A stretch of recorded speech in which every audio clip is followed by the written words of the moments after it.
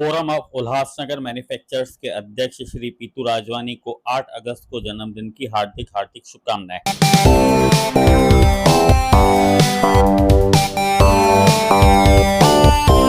और महालक्ष्मी सेल्स आपके लिए तैयार है लेटेस्ट कंज्यूमर अप्लायंसेस के साथ। Branded air conditioners, best brands, best offers के साथ आपके लिए अवेलेबल है महालक्ष्मी सेल्स में। एयर कूलर्स जो आपके पूरे घर में ठंडी हवा से आपके दिन को और खुशनुमा बनाए। Single door refrigerator, double door refrigerators, inverter battery, deep freezers, विजी cooler, LED televisions, semi and fully automatic washing machines, water purifier, RO plus UV, आटा चक्की, water dispensers, water coolers, mini refrigerators, सभी appliances बेस्ट ब्रांड्स के best offers के साथ आपके लिए available है Mahalakshmi sales में। डोंबिवली ते शास्त्रीनगर रुग्णालयात डॉक्टर आणि महिला डॉक्टरांसोबत कथित मारहाण केल्याप्रकरणी अटक करण्यात आलेले शिवसेनेचे नगरसेवक रमेश म्हात्रे यांची शनिवारी सायंकाळी आधारवाडी कारागृहात जामिनावर सुटका करण्यात आली आहे। सुटकेनंतर म्हात्रे आणि अन्य आरोपी उच्च न्यायालयाच्या अटीनुसार गोव्याला रवाना झालेत।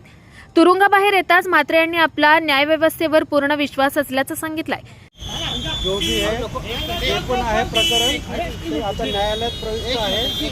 न्यायालयावरती माझा विश्वास आहे आणि न्यायालय जो निर्णय घेईल तो मला मान्य आहे। धन्यवाद। सर न्यायालय ताशेरे ओढलेले आहेत, ज्यांच्या पण जिंकून आले त्यांच्यावर हात उचलला जात आहे। सर ज्यांच्या पण जिंकून सर या प्रकरणात कनिष्ठ न्यायालयाने जामीन मंजूर केल्यानंतर डॉक्टरांच्या विविध संघटनांनी त्याला विरोध केला होता। त्यानंतर मुंबई उच्च न्यायालयाने जामिनावर स्थगिती दिली होती। सुनावणी दरम्यान म्हात्रे यांनी तुरुंगातून बाहेर येण्याची परवानगी देण्याची विनंती न्यायालयाकडे केली होती। त्यानंतर उच्च न्यायालयाने जामिनावरील स्थगिती उठवून आरोपपत्र दाखल होईपर्यंत महाराष्ट्राबाहेर राहण्याचे आदेश दिले।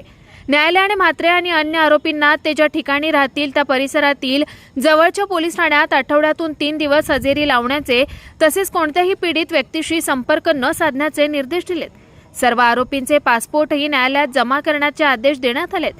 गुरुवारी न्यायालयाचा आदेश जारी झाला होता, मात्र आदेशाची प्रत शुक्रवारी सायंकाळी उशिरा मिळाल्यानं कायदेशीर प्रक्रिया पूर्ण करण्यास वेळ लागला। अखेर शनिवारी सायंकाळी 4:45च्या सुमारास म्हात्रे आणि अन्य आरोपींची आधारवाडी कारागृहातून सुटका झाली।